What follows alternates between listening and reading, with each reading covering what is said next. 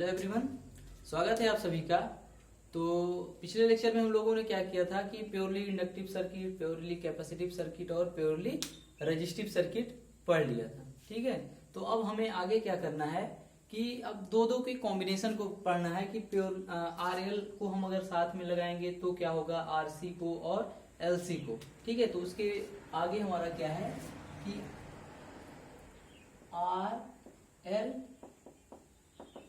Series circuit कि जब हम रेजिस्टेंस और इंडक्टेंस को जोड़ेंगे तब क्या होगा। तो हम क्या करेंगे, जोड़ लेंगे कि पहले हम बना लेंगे सर्किट।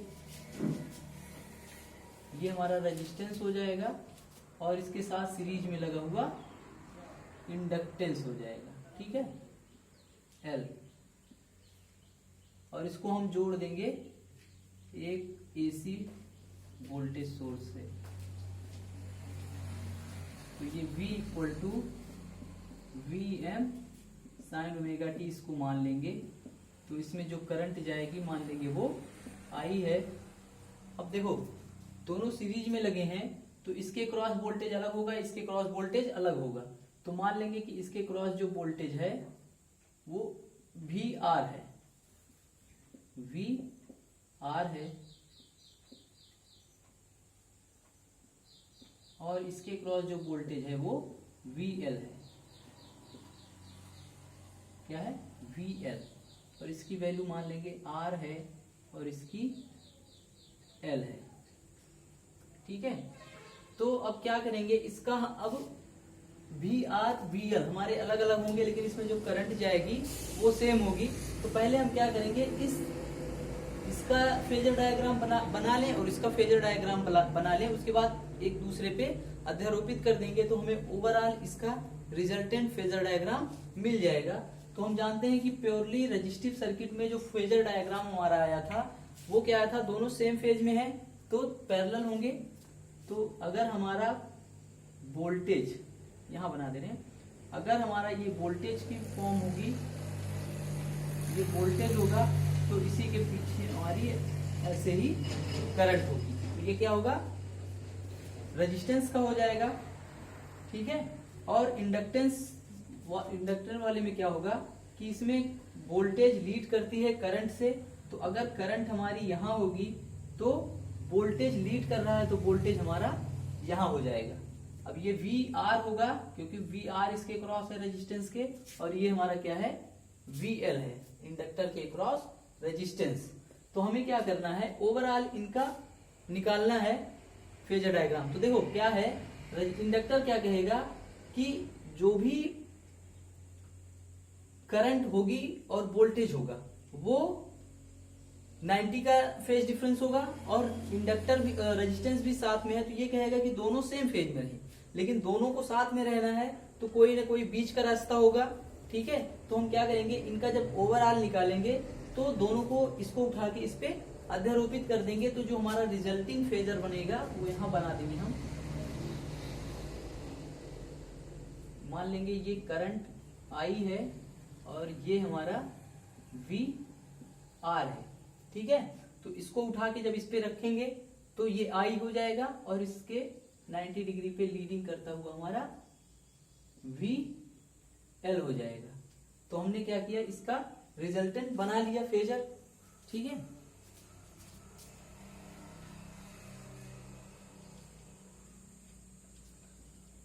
अब देखो VL, सॉरी ये VL नहीं, VR और VL एक दूसरे से 90 डिग्री पे लगे हैं। ठीक है, तो अब इसका जो भी रिजल्टेंट आएगा हम इसका पैरेललोग्राम मेथड से लगा सकते हैं कि VR बराबर, या जो VR होगा वो इस V के बराबर होगा ना। VR मतलब रिजल्टेंट, या VR हमने यहाँ मान लिया है तो इसको हम V ही देंगे। तो V बराबर क्या होता है, under root V R square plus V L square plus 2 VR VL और cos 90। थीटा की वैल्यू कितनी है, 90 है, तो हो जाएगा। तो cos 90 की वैल्यू 0 हो जाएगी। तो हमारा जो भी वोल्टेज आएगा under root V R square और प्लस VL स्क्वायर आ जाएगा ना, इस तरीके से। तो जो भी रिजल्टेंट आएगा हम इसको ऐसे ड्रा कर लेंगे यहाँ पे।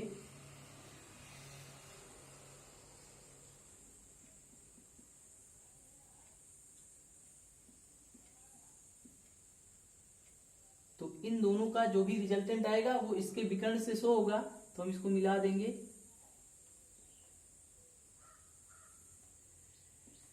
ये क्या आ जाएगा, रिजल्टिंग वोल्टेज V। अब फेज की बात करेंगे तो फेज क्या होती है कि जो भी वोल्टेज है, रिजल्टिंग वोल्टेज और रिजल्टिंग करंट के बीच का जो फेजर डिफरेंस होगा वो फेज डिफरेंस वही हमारा होता है फाई। तो ये हम मान लेंगे कि यहाँ पे फाई है, फाई हो जाएगा। ठीक है, तो अब हम इसको लिख लेंगे यहाँ पे कि जो भी हमारा रिजल्टिंग वोल्टेज V आएगा उसको हम स्क्वायर करके अगर लिखें तो V स्क्वायर बराबर क्या होगा, V R square plus V L square, यही होगा। तो V R बराबर हमारा क्या आएगा, यहाँ से वोल्टेज अक्रॉस रेजिस्टेंस, तो इसमें जो भी करंट फ्लो हो रही होगी प्लस इसका रेजिस्टेंस इंटू रेजिस्टेंस, तो I इसमें फ्लो हो रही है करंट और रेजिस्टेंस इसका है R, तो V R इतना हो जाएगा। और V L क्या होगा, I तो किसी भी यूनिट के क्रॉस जो भी रेजिस्टेंस वोल्टेज होगा वो उसमें करंट और उसका इक्विवेलेंट, ओमिक इक्विवेलेंट। तो कल मैंने इस प्योरली इंडक्टिव सर्किट में बताया था, जो ओम इक्विवेलेंट में आता है उसको क्या कहते हैं, हम रिएक्टेंस कहते हैं, इंडक्टिव रिएक्टेंस XL। तो यहाँ पे I इंटू XL हो जाएगा, जहाँ XL हमारा क्या होता है, ओमेगा इंटू L, और ओमेगा बराबर क्या होता है 2 पाई F इंटू L। तो XL ये होता है हमारा, जहाँ पे F क्या है, फ्रीक्वेंसी है, और L क्या है, इंडक्टर, उस इंडक्टर का इंडक्टेंस है हेनरी में। ठीक है, तो इन वैल्यूज को लाके यहाँ पे रख देंगे हम, तो हमें मिलेगा V स्क्वायर बराबर, यहाँ पे V R की जगह पे I R का स्क्वायर, और यहाँ पे क्या होगा I X L का स्क्वायर। I कॉमन है, बाहर कर लेंगे तो I स्क्वायर आ जाएगा यहाँ पे, और ये बचेगा R square plus X L square. ठीक है, X L स्क्वायर या V square upon I square, हम इसको लिख सकते हैं क्या आएगा, R square plus X L square. ठीक है, तो इस V अपान I को हम क्या लिख सकते हैं, V अपान I का स्क्वायर बराबर हम हो गया R square plus X L square.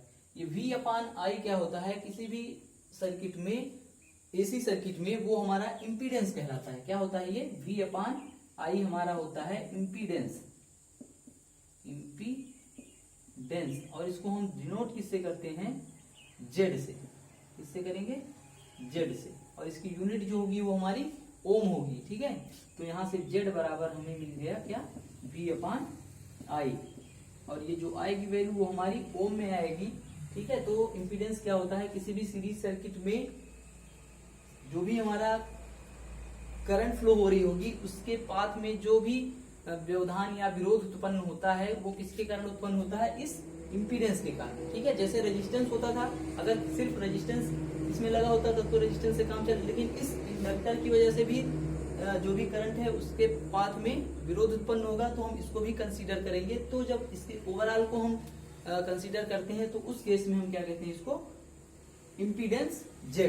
ठीक है, तो किसी भी सर्किट, एसी सर्किट में जो भी करंट फ्लो हो रही होगी ओवरऑल उसके पाथ में जो भी विरोध या व्यवधान उत्पन्न होगा वो उसका क्या कहलाएगा, इम्पीडेंस कहलाएगा Z। ठीक है, तो Z बराबर हमारा क्या आ गया, Z स्क्वायर बराबर R square plus X L square, या Z बराबर हम यहाँ से निकाल सकते हैं, Z बराबर आ जाएगा under root R square plus X L square. तो पहला रिजल्ट हमें मिला कि किसी भी RL सर्किट का जो इम्पीडेंस होगा वो होगा under root R square plus X L square. R क्या है, रेजिस्टेंस है, XL क्या है, इंडक्टिव रिएक्टेंस है सर्किट में। ठीक है, तो अगर हमें Z पता चल गया और V हमें पता ही रहेगा, दिया रहेगा उसमें V इक्वल टू इतने वोल्ट, तो हम इसकी करंट को इजीली निकाल सकते हैं। तो करंट क्या आ जाएगी, I बराबर आ जाएगी V जो भी अप्लाइड है और बाई Z आ जाएगा। ठीक है, V बाई Z। तो अगर हमने पहले पढ़ा था इसके फेजर के बारे में कि प्योरली इंडक्टिव सर्किट रहती थी तो 90 डिग्री हमारी वोल्टेज लीड करती थी और हम उसको इस तरीके से फेजर डायग्राम बना देते थे। ये हमारा आई हो जाता था, ये हमारा वी हो जाता था, या इसको हम ऐसे भी लिख सकते हैं, यहाँ आई लिख के और यहाँ ये वी, थोड़ा सा इसको 90 डिग्री एंटी क्लॉकवाइज घुमा देंगे, चाहे ऐसे लिखें चाहे ऐसे लिखें, दोनों एक ही चीज है। लेकिन अब इसमें क्या है, रेजिस्टेंस भी है, इंडक्टेंस भी है, तो दोनों को हमें साथ में रखना है। तो रेजिस्टेंस वाली भी प्रॉपर्टी इसमें और इंडक्टेंस वाली भी रहे, मतलब दोनों के बीच में कोई होगा। तो जैसे रेजिस्टेंस में क्या होता है, दोनों पैरेलल रहते हैं और इंडक्टेंस में 90 डिग्री पे रहता है। तो दोनों जब प्रेजेंट रहेंगे तो दोनों में क्या होगा कि ना तो 100% हमारी इंडक्टर की प्रॉपर्टी होगी, ना तो 100% रेजिस्टेंस की प्रॉपर्टी होगी, कोई बीच का होगा। तो अगर इसका हम फेजर डायग्राम बनाएं आरएल सर्किट का, तो वो कैसे बनेगा, तो ये फेजर बन जाएगा हमारा कि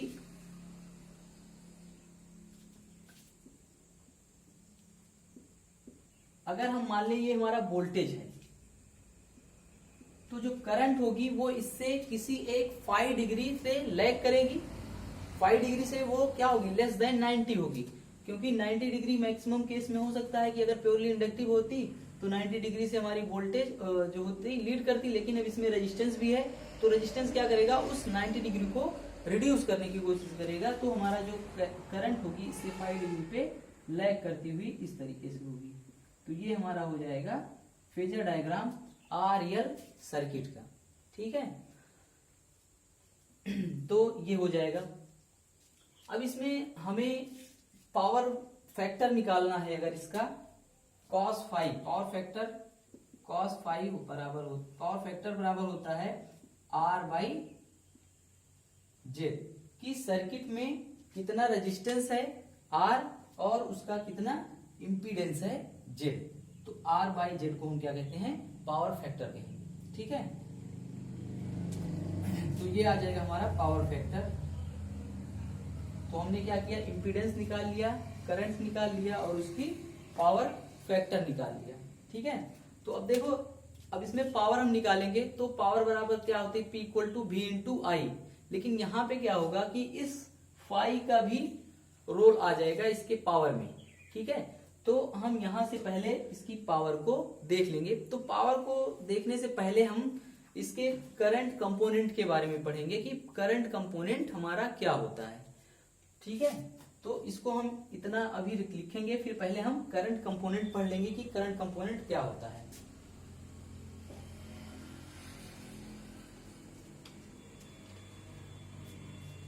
तो हमको याद रखना है इसको, और ये हमारा क्या होगा, फेजर डायग्राम।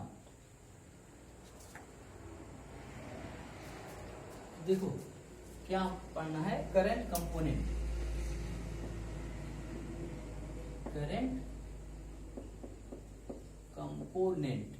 तो देखो क्या है, अगर हमारा प्योरली रहता था तो हम 90 डिग्री का दिखा देते थे। लेकिन यहाँ पे क्या आ गया कि अब तो इंडक्टर के साथ रेजिस्टेंस आ गया, तो दोनों की प्रॉपर्टी साथ में रहेगी।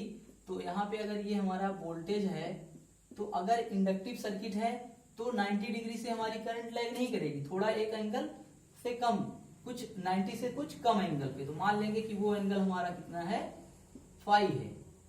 क्या है, फाई है। ये किसके लिए होगा, इंडक्टर के लिए होगा। अगर हमारा यही कैपेसिटर होता तो कैपेसिटर में क्या होता कि करंट हमारी लीड करती है, बताया था मैंने कि C फॉर कैपेसिटर और C फॉर करंट। C में हमारी क्या होगी, करंट लीड करेगी। लेकिन अगर हम उसमें रेजिस्टेंस को भी जोड़ देंगे तो क्या होगा कि जो 90 डिग्री हमारा फेज डिफरेंस रहता था वो 90 ना होके क्या होगा, उससे थोड़ा कम होगा। तो अगर ये हमारी वोल्टेज होगी V, तो जो करंट होगी इससे यहां पे आएगी I, तो ये हमारा क्या हो जाएगा, 5 हो जाएगा, ठीक है। तो अब करंट कंपोनेंट बेसिकली हमारी दो प्रकार की होती है। एक होती है एक्टिव करंट कंपोनेंट, क्या होगी, एक्टिव करंट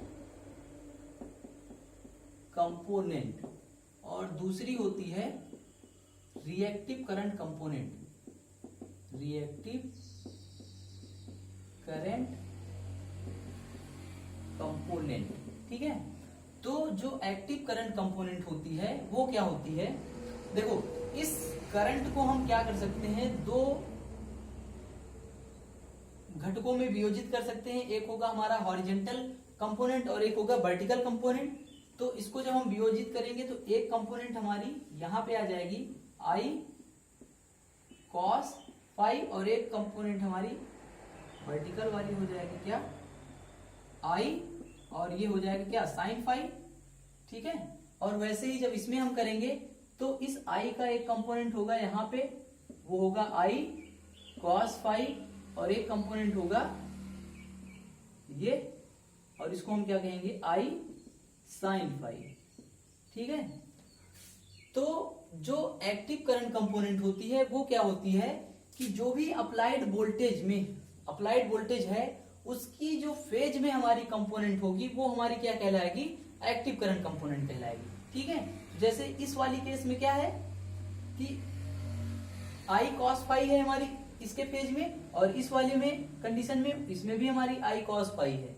तो जो एक्टिव करंट कंपोनेंट होगी वो करंट कंपोनेंट जो अप्लाइड वोल्टेज की फेज में होगी वो हमारी क्या कहलाती है, एक्टिव करंट कंपोनेंट। ठीक है, तो हम इसको लिख लेंगे, क्या होगी, एक्टिव करंट कंपोनेंट बराबर होगी आई और कॉस फाई। डिफाइन करेंगे वो करंट कंपोनेंट जो अप्लाइड वोल्टेज के फेज में होगी वो हमारी क्या कहलाएगी, एक्टिव करंट कंपोनेंट। दूसरा रिएक्टिव करंट कंपोनेंट। तो रिएक्टिव करंट कंपोनेंट वो कंपोनेंट होती है जो अप्लाइड वोल्टेज से या तो 90 डिग्री लैगिंग होगी या तो 90 डिग्री लीडिंग होगी, कोई भी केस हो सकती है, या तो वो 90 डिग्री लीडिंग होगी या वो 90 डिग्री लैगिंग होगी। ठीक है, तो वो करंट कंपोनेंट जो अप्लाइड वोल्टेज से 90 डिग्री लीडिंग होगी या तो 90 डिग्री लैगिंग होगी उसको हम क्या कहेंगे, रिएक्टिव करंट कंपोनेंट या passive current component, sorry reactive current component ही कहेंगे इसको। ठीक है, क्या कहेंगे, रिएक्टिव करंट कंपोनेंट। तो रिएक्टिव करंट कंपोनेंट को हम कैसे दिखाएंगे, आई साइन फाई है, यहां भी आई साइन फाई है, तो जो भी करंट दी होगी उसका हम वर्टिकल कंपोनेंट निकाल लेंगे साइन वाला, वही हमारा क्या कहलाएगा, रिएक्टिव करंट कंपोनेंट कहलाएगा। ठीक है, तो इसी एक्टिव करंट कंपोनेंट और रिएक्टिव करंट कंपोनेंट के कंपोनेंट पे ही हमारी जो पावर होगी वो दो प्रकार की होगी, तीन प्रकार की टोटल होगी एसी में। ठीक है, क्योंकि पावर जो होती है वो V इंटू आई होती है। अब आई हमारी क्या है, दो कंपोनेंट इसके हैं, तो इसलिए जो हमारी पावर आएगी वो भी इस दो के अलावा दो में हम डिवाइड कर देंगे और एक ओवरऑल होगी, तो इसको हम तीन भागों में हमारी जो पावर होती है वो डिवाइड कर सकते हैं उसको। ठीक है, तो हमारी जो पावर होगी एसी में, डीसी में क्या होती थी, directly P equal to V into I होती थी उसमें, क्योंकि कॉस जो भी होता था फेज वगैरह हमारी होती नहीं थी। ठीक है, तो इसलिए उसमें सिर्फ हम डायरेक्टली V इंटू आई कर देते थे, हमारी पावर आ जाती थी। ठीक है, तो हम इसमें क्या करेंगे, करंट कंपोनेंट को याद रखेंगे कि हमारी दो होती हैं, एक्टिव करंट कंपोनेंट और रिएक्टिव करंट कंपोनेंट। तो एक्टिव करंट कंपोनेंट वो करंट कंपोनेंट होगा जो अप्लाइड वोल्टेज की फेज में होगा, और रिएक्टिव करंट कंपोनेंट वो कंपोनेंट होगा जो अप्लाइड वोल्टेज से या तो 90 डिग्री लीडिंग होगा या 90 डिग्री लैगिंग होगा, तो उसको हम क्या कहेंगे, रिएक्टिव करंट कंपोनेंट कहेंगे। तो पावर हम पढ़ लेंगे इसमें पहले, अब देख लेंगे इसी के अनुसार हमारी पावर भी होगी। ठीक, अगर हम एसी में पावर की बात करें तो वो हमारी तीन प्रकार की होती है। ठीक है, एक होती, पहली हमारी होगी active current component, active power या ट्रू पावर इसी को कहते हैं, और ट्रू पावर, और दूसरी होती है रिएक्टिव पावर, और तीसरी होती है एपरेंट पावर।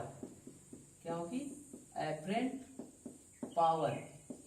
ये तीन प्रकार की हमारी पावर होती है एसी में। ठीक है, तो हम एक्टिव पावर क्या होगी, रिएक्टिव पावर क्या होगी और एपरेंट पावर क्या होगी इसको देखेंगे। तो जो एक्टिव पावर होती है वो होती है एक्टिव पावर बराबर P equal to V into I होता है। V और I, क्योंकि ये एक्टिव पावर है तो जो हम करंट लेंगे वो कौन सी लेंगे, एक्टिव करंट कंपोनेंट लेंगे। ठीक है, तो एक्टिव करंट कंपोनेंट हमारी क्या थी, I cos फाई थी। क्या थी, I cos फाई। तो जो एक्टिव पावर हम निकालेंगे वो कैसे निकालेंगे, VI cos फाई से निकालेंगे। ठीक है, तो डिफाइन कैसे करेंगे, वो पावर जो अप्लाइड वोल्टेज और करंट के एक्टिव कंपोनेंट के मल्टीप्लिकेशन से मिलती है वो हमारी क्या कहलाती है, एक्टिव करंट कंपोनेंट कहलाती है। और इसको हम किस में नोट करते हैं, वाट में। ठीक है, अब दूसरा हमारा है रिएक्टिव पावर। क्या है, रिएक्टिव पावर। तो रिएक्टिव पावर को हम क्या कहेंगे, इसको भी P equal to V into I होता है। अब क्योंकि रिएक्टिव पावर है तो जो करंट हमारी होगी वो कौन सी कंपोनेंट होगी, रिएक्टिव करंट कंपोनेंट होगी।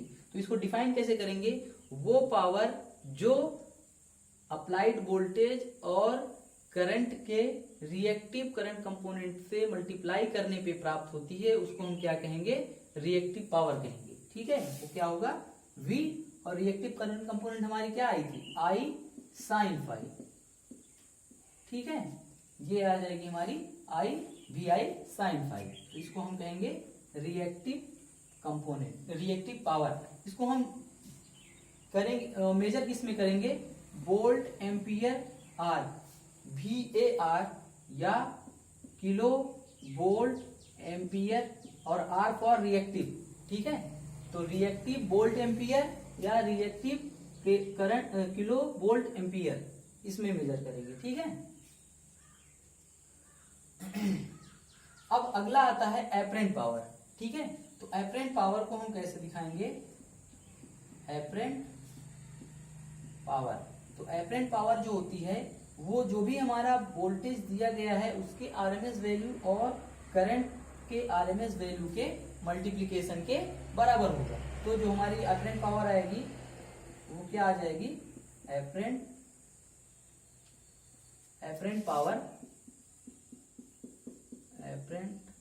पावर वो हमारी आएगी V इंटू आई के बराबर आएगी। ठीक है, V इंटू आई के बराबर आएगी। और इसको हम किसमें मेजर करेंगे, VA मतलब वोल्टेज एम्पियर और या KVA में। ठीक है, किसमें, VA या KVA में इसको हम मेजर करेंगे। ठीक है, तो ये हमारी 3 प्रकार की पावर होती है। तो पूछता है बहुत इसको कि पावर हमको डिफाइन करने के लिए एग्जाम में, तो हमें क्या करना है, करंट कंपोनेंट को याद रखना है। ठीक है, करंट कंपोनेंट से ही हम इसकी डिफिनीशन को दे देंगे कि एक्टिव पावर होगी तो वो अप्लाइड वोल्टेज और करंट के एक्टिव करंट कंपोनेंट के मल्टीप्लिकेशन के से जो पावर प्राप्त होगी वो हमारी होगी एक्टिव पावर, और उसको हम मेजर करेंगे वाट में। और जो रिएक्टिव पावर होगी वो अप्लाइड वोल्टेज और करंट के रिएक्टिव करंट कंपोनेंट के मल्टीप्लिकेशन से जो प्राप्त होगी वो हमारी कहलाएगी रिएक्टिव पावर। और उसको हम वोल्ट एम्पियर रिएक्टिव या VAR या KVAR, kilo volt ampere reactive. ठीक है, तो इसमें मेजर करेंगे। फिर तीसरी आएगी हमारी एपरेंट पावर। तो एपरेंट पावर क्या होती है, जो भी वोल्टेज दिया गया है और करंट दिया गया है उसकी आरएमएस वैल्यू को डायरेक्टली हम मल्टीप्लाई करके प्राप्त करेंगे जो पावर, वो हमारी कहलाएगी एपरेंट पावर। और उसको हम मेजर किस में करेंगे, VA या KVA में। ठीक है, तो अगर इन तीनों में हमें रिलेशन निकालना है कि एक्टिव पावर, रिएक्टिव पावर और एपरेंट पावर में क्या रिलेशन होता है, तो देखो क्या है, ये एक्टिव पावर है, ये रिएक्टिव पावर है, VI और ये VI दोनों में कॉमन है। अगर हम दोनों को स्क्वायर करके जोड़ लें तो क्या होगा, ये कॉस स्क्वायर फाई, ये साइन स्क्वायर फाई, दोनों को जोड़ लेंगे तो ये बाहर आ जाएगा और ये 1 हो जाएगा। तो हम अगर रिलेशन निकालें तीनों में तो क्या आएगा, अगर हम रिलेशन निकालें इन दोनों में तो क्या आएगा, यहां पे हम एक्टिव पावर का स्क्वायर प्लस रिएक्टिव पावर का स्क्वायर करके जोड़ें तो क्या आएगा, इसको हम बराबर करके यहां लिख दें। एक्टिव पावर हमारी क्या है, VI cos फाई और प्लस का स्क्वायर और प्लस VI साइन फाई का स्क्वायर। ठीक है, तो क्या हो जाएगा, वी आई काम दोनों में कॉमन है, तो वी आई का स्क्वायर करके हम बाहर निकाल लेंगे, तो बचेगा क्या यहाँ पे cos square five plus sine square five, और यहाँ पे ये क्या है बराबर एक्टिव पावर का स्क्वायर प्लस रिएक्टिव पावर का स्क्वायर, तो ये 1 हो जाएगा। और ये वी आई क्या है एपरेंट पावर है ना, वी आई हमारी क्या है एपरेंट पावर है, तो एपरेंट पावर का स्क्वायर बराबर एक्टिव पावर का स्क्वायर और प्लस रिएक्टिव पावर का स्क्वायर। तो या फिर हम जब निकालेंगे तो एपरेंट पावर बराबर अंडर रूट एक्टिव पावर का स्क्वायर और प्लस रिएक्टिव पावर का स्क्वायर, ये हमारा रिलेशन आ जाएगा तीनों पावर के बीच में। ठीक है, तो ये हमारी पावर हो जाएगी सब, ठीक है ना। तो तीनों की डिफिनीशन को हमें देख लेना है और करंट कंपोनेंट की डिफिनीशन को भी देख लेना है, ठीक है, याद कर लेना है इसको। अब इसके बाद हम अपने इस टॉपिक पे आ जाएंगे, क्योंकि हमने क्या किया था इम्पीडेंस निकाल लिया था और करंट निकाल लिया था, ठीक है, और फेजर डायग्राम। उसके बाद हमें पावर निकालनी थी, तो पावर के लिए हमें पहले उसकी क्लासिफिकेशन के बारे में पता करना था और कैसे लाते हैं उसको भी पता करना था, तो वो बीच में हम उसको जोड़ दिए हैं पावर और करंट कंपोनेंट को। तो हमारे पास क्या आया था आई आ गया था, ठीक है, और ये हमारा क्या आया था phasor diagram, resulting phasor diagram ये आ गया था कि ये हमारा वोल्टेज होगा, ये हमारी करंट होगी एक 5 डिग्री पे, या यही वाला जो फेजर डायग्राम बनाया उसी को हमने बनाया है इसको, ठीक है। इसको हम ऐसे भी कर सकते हैं कि यहाँ पे करंट ले लें और ये वोल्टेज हो जाए, ठीक है, तो वही तो है, ये रिजल्टिंग वोल्टेज रिजल्टिंग करंट और उसके बीच का फेज डिफरेंस 5, ठीक है। तो देखो इसके बाद हमें क्या निकालनी है पावर निकालनी है, क्या निकालनी है पावर। तो पावर हमारी कितनी तीन प्रकार की तीनों होगी, एक्टिव पावर रिएक्टिव पावर और अपरेंट पावर। तो अगर एक्टिव पावर निकालनी है तो उसके लिए हमें cos फाई निकालना होगा, और रिएक्टिव पावर निकालनी है तो उसके लिए हमें साइन फाई निकालना होगा। तो हम यहां से पहले cos फाई निकाल लेंगे फिर साइन फाई निकाल लेंगे। तो